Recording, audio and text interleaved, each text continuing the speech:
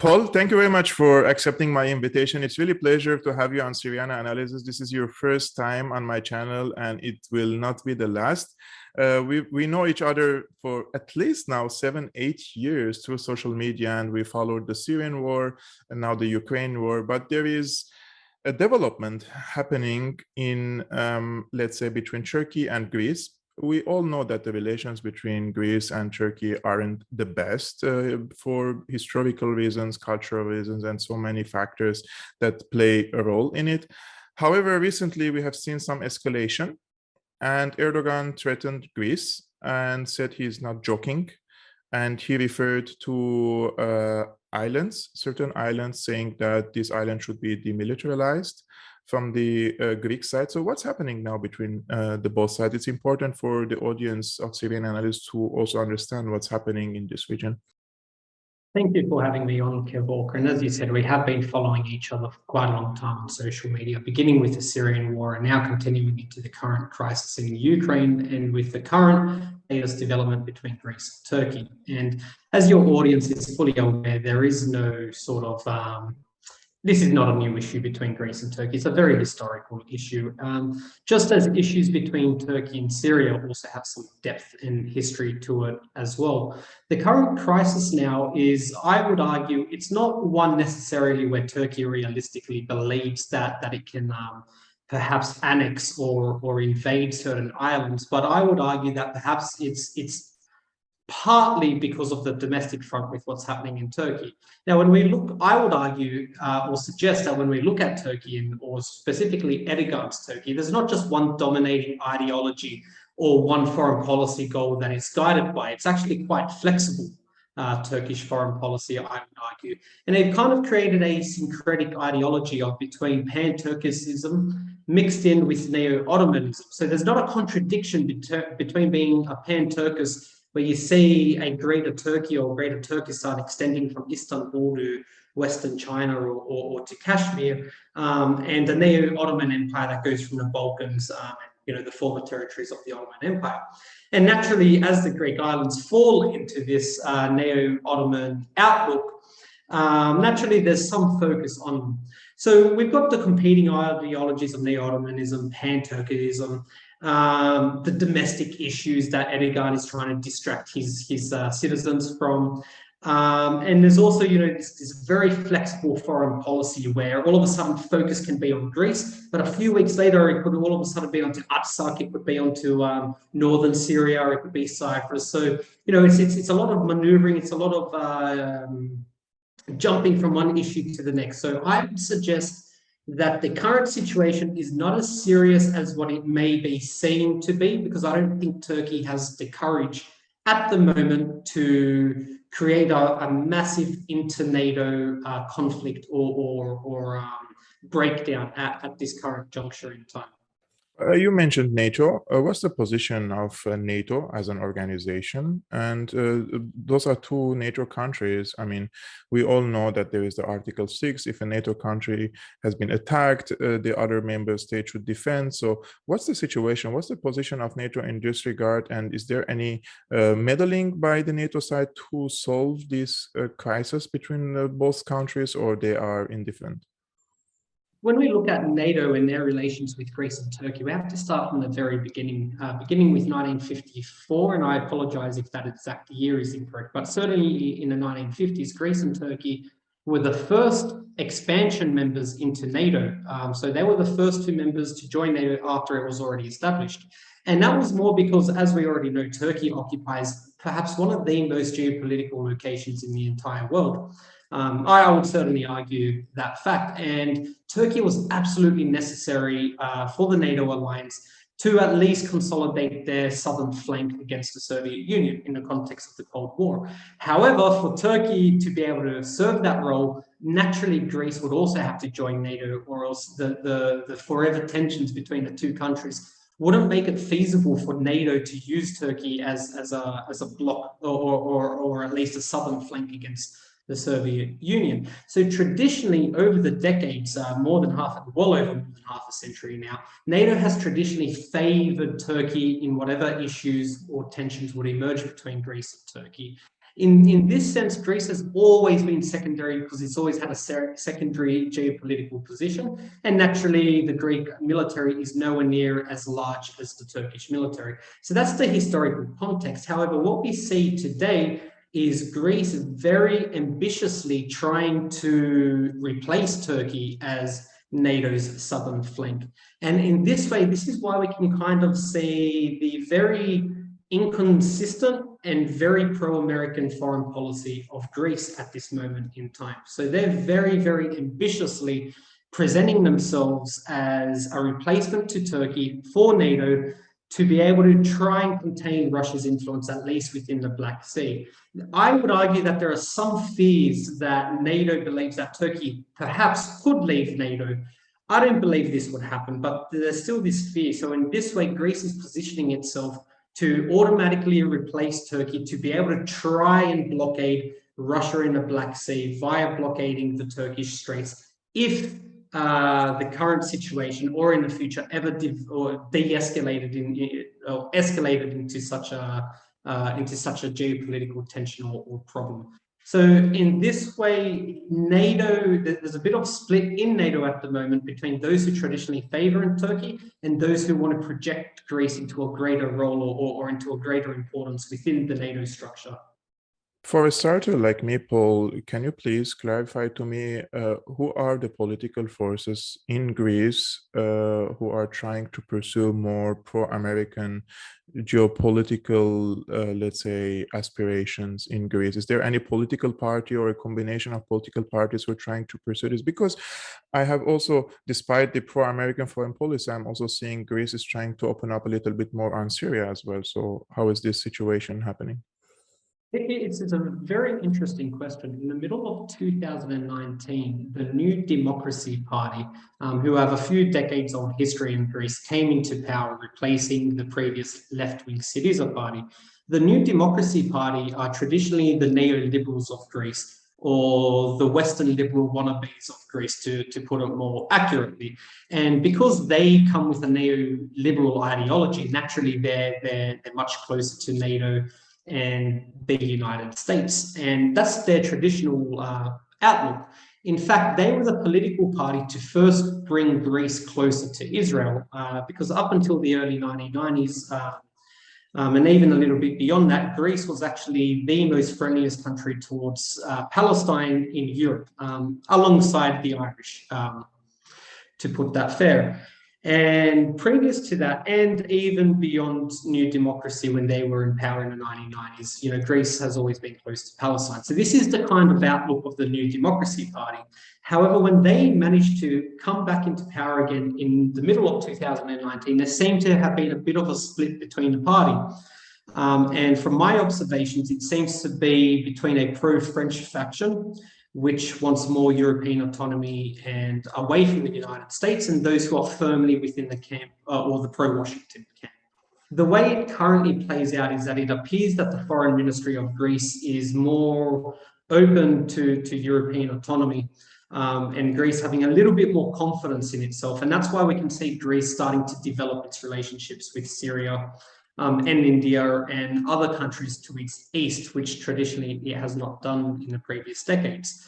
However, within the Defense Ministry, this is very, very pro-American alliance. So there's a bit of a clash between ideologies and outlooks within the ruling party.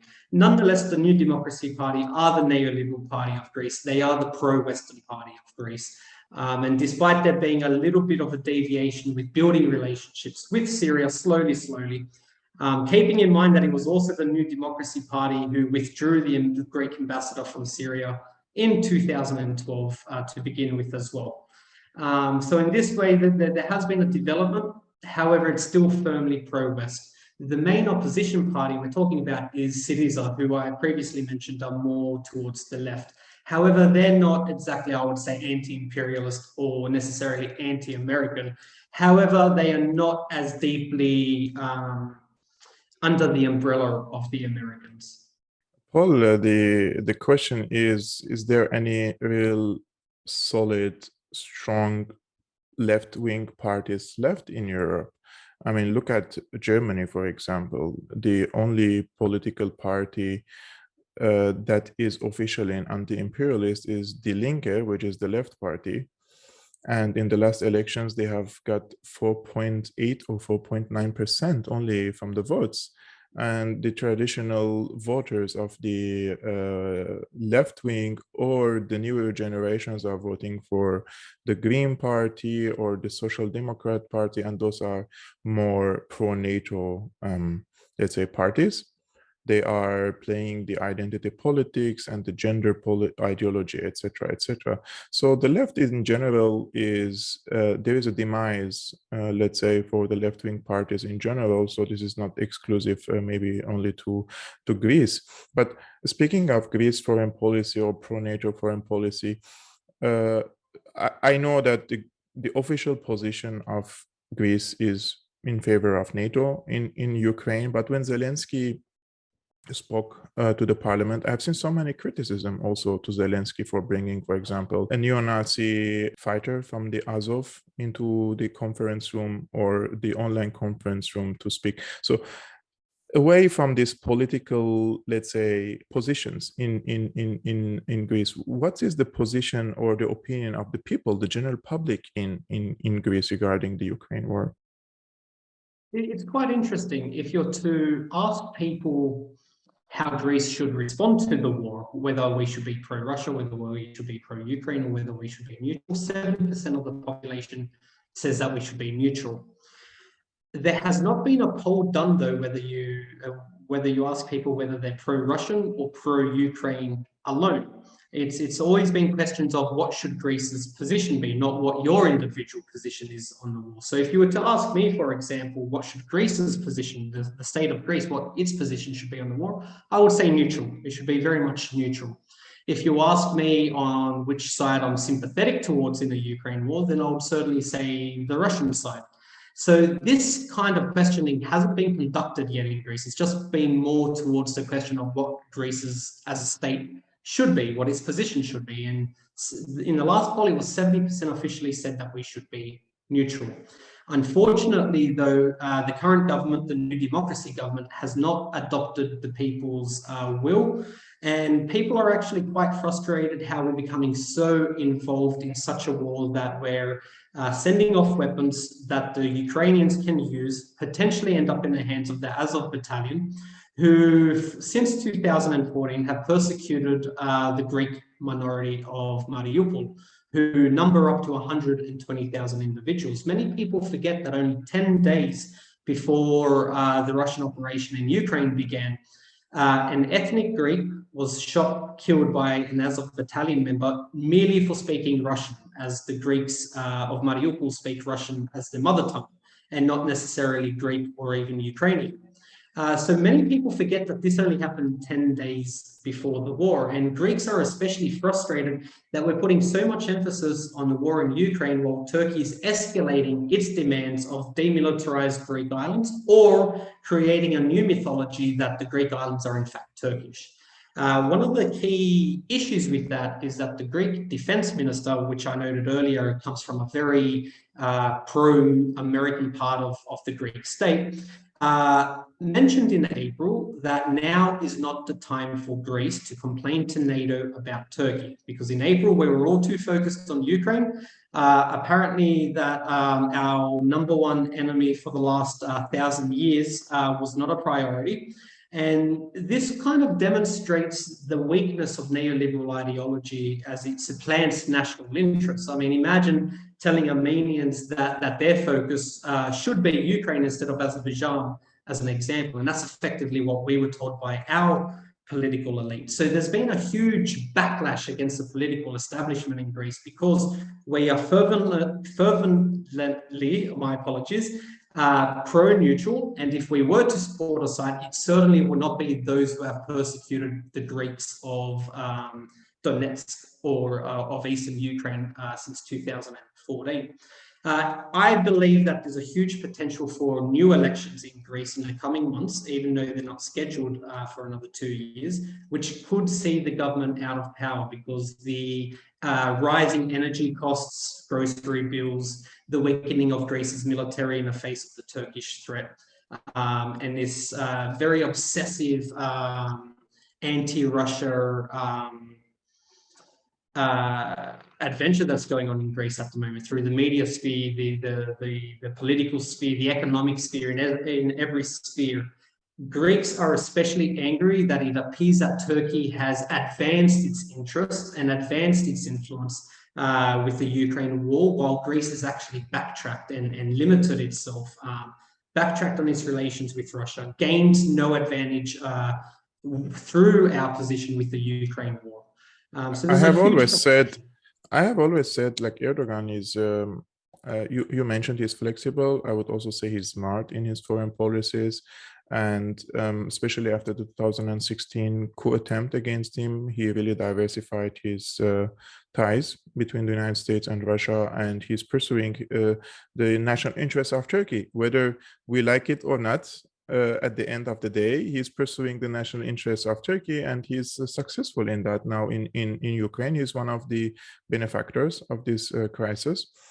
And there are lots of he's blackmailing now Finland and Sweden, and he's also winning in this regard. And it seems that both countries bowed in front of Erdogan. And I mean, why would you blame your enemy for pursuing his interests, right? But speaking of Greece's like the people's frustration in Greece, I would like to mention an observation that I have in Germany, and I would like to know if it is similar in Greece. At the beginning of the Russian offensive on Ukraine, there was a big media backlash and a big social hype regarding the issue. Everywhere people were in solidarity with Ukraine. You can see the Ukrainian flags like almost everywhere, whether governmental or non-governmental buildings. But a few weeks passed, you start to see like the hype is decreasing. You don't see that much hype regarding the Ukraine war. And then 2 months later, when the sanctions were imposed on Russia and they were proven to be counterproductive and they're harming the Germans, and the inflation is very high nowadays in Germany, and the gas prices are skyrocketing, and I don't even want to know what's the price of the gases because I don't know how much I should pay for my next bill. And thankfully, I don't have a car to spend that much money on a fuel. But yesterday, for example, the Minister of Economy and Energy, Habeck, he was in a town, I think on the borders with Poland, and he was trying to calm down hundreds of employees of that factory that apparently they lost their jobs because they're not importing gas and energy from Russia, so it's not non-functional anymore.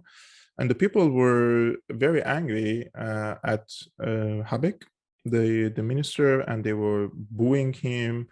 And then there was even, I don't know if he was one of the aides of Habeck, but there was a person standing just next to Habeck. He even showed his middle finger to the people who were really angry at Habeck. So do you also see such a behavior by the Greek people that they feel the burden now of the war, that they have to pay taxes, more taxes, because we are paying between now 15 to 20% more over the basic necessities like food, etc. So is this also the shift of mood is happening because of the people feeling the burden in Greece? It certainly has. And when we talk about Greece, we also have to remember that Greece is only now starting to emerge out of an economic crisis that has gone on for well over a decade. So we were supposed to see, of course, we've had the pandemic, the economic suffer from the restrictions from the pandemic, and we were supposed to emerge from this pandemic economy and be much stronger for the first time in well over a decade. And that's effectively been thrown out of the door with our position on Ukraine. So if we look at countries like Hungary, for example, Viktor Orban, no matter your opinion of him, you can say that he's serving his national interests as a priority. And effectively, Hungary is being rewarded by being offered cheaper energy sources than the rest of us Europeans have. Greece never received much energy from Russia to begin with, actually. It was very limited, the amount of energy we received. One of the frustrations for the Greek people is that we've taken a very decisive and very strong position against Ukraine. However, only a mere 2 years earlier, we were nowhere near as strong in our reaction to the invasion of Artsakh. Instead, the Greek political class, they espouse the notions of international law, liberalism, freedom, democracy, etc., as if democracy has values attached to it, which I argue it does not. It's effectively just a political process or a political tool. We completely use these as excuses on why we must sanction Russia, why we must target Russia, why we must defend Ukraine. However, we completely ignore those when we apply that to Azerbaijani dictator Aliyev. Instead, we have projected, promoted, encouraged a pipeline that travels from Azerbaijan through Turkey and into Greece, and then Azerbaijan sell their resources to the rest of Europe. So right now, there's not necessarily a huge backlash because of the Ukraine war, but just the overall outlook of the government, how it can apply standards and values to one situation and then completely ignore it to another situation. Now, I would argue in a very, very cold and calculating way that, of course, having a pipeline from Azerbaijan to Greece could serve Greece's interest, or consolidate Greece as an energy hub or crossroads or whatnot. However, when we're speaking of geopolitics and whatnot, you can't just look at the economy. And I think that's where the Germans traditionally have always looked at, the economic implications of certain positions. And in this way, Germany hasn't had to deal with an aggressive neighbor for an extremely long time. They haven't had a Turkey next door like Greece has. So for them, they've always been able to focus on an economic aspect while sidelining the geopolitical aspect. Greece at the moment is currently going down the same path of prioritizing economy so long as it's within the framework of the United States' interests, which is definitely to weaken Russian energy sources going into Europe by encouraging the Qataris or the Azerbaijanis or whoever else to bring their energy resources into Europe. Greece is playing a very, very prominent role in this, bringing some other Eastern-based resources into Europe. So we're very frustrated, not so much in the sense of that workers are losing their jobs or whatnot, but more so for the fact that we're sacrificing our own security to bolster Azerbaijan, and in effect, that means also Turkey by bringing in their resources. So from our perspective, this is our biggest frustration. And also harming Armenia through these ties with Azerbaijan. Unfortunately, when Azerbaijan attacked Artsakh in late 2020, we just saw some thoughts and prayers coming from the European Union to the Armenians, and unfortunately also for the Eurocentric Armenians and those who call themselves liberals. They just said they were disappointed of the EU for not doing enough, and I think the EU hasn't only was on a neutral position, but also they're boosting the position of Azerbaijan nowadays. And when the last elections happened in Germany a few months ago, I mean, from my observation, lots of Armenians voted for the same old political parties who have done nothing for the Armenians in the Artsakh war, because we have to be politically correct, right? Otherwise, the Germans would judge us if we vote for the wrong parties, so to say. I would make the argument that if you don't protect your own interests, then you certainly cannot expect others. So if we're talking in the context of the Artsakh war, a very common frustration heard from the Armenian people is the lack of assistance or global or international assistance and aid that Armenia received. My argument is that Armenia, as a small country sandwiched between two highly aggressive countries, is the country that needs to be highly proactive in building relations with friendly countries. So in my mind, it's borderline criminal that Armenia and India don't already have a thriving bilateral relations. especially in the security sector, and especially given that Pakistan is the only country that does not recognize Armenia as a state. And that also is applied to the Greek people too. We seem to have a very huge misconception in Greece, especially amongst the public too, that the source of tensions and provocations in the issue is Recep Tayyip Erdogan and not Turkey as a state. And until we remove this notion that it's only Erdogan and that things will be better once he's gone or somehow ousted, or whichever way he loses power, it's extremely naive. It ensures that our countries will always remain in danger. It means that we're never psychologically prepared to fully deal with Turkey. And the reason why I come to that conclusion is that and I'm deviating a little bit from geopolitics here, and maybe going into a little bit of anthropology, is that science proves that the overwhelming majority of people in today's Turkey are Anatolians rather than of Turkic descent. However, so long as you're applying the identity and therefore the ideology of a medieval conquering warlord Turk, then Turkey will always continue to be a threat to all of its neighbors, because rather than embracing its true roots and who they as people actually are as descendants of various civilizations over millennia, will continue just to be trapped in this conquering ideology. So it's very important that we as Greeks, Armenians, Syrians, and whoever has the misfortune of having a neighbor such as Turkey understands this reality, that things won't become better with Erdogan. They'll just continue as normal, perhaps with less of an Islamic or Islamist overtone to it, but Turkey will continue with its aggression. Paul, this was a very interesting chat with you. For the people of Syriana Analysis, where do they find your work? Oh, please find me at Greek City Times, or you can find me at Twitter at Oulosp, O-U-L-O-S-P. Guys, I will put all the links of Paul's Twitter and the website that he managed in the description below, and follow his work. He's doing a great job, both on social media and his.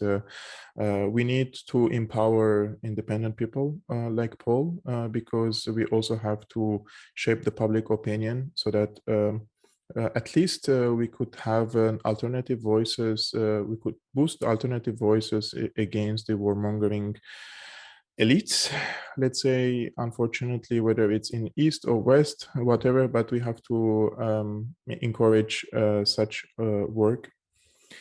Paul, it was really great having you on Syriana Analysis, and I will definitely have you soon again to follow up on other topics.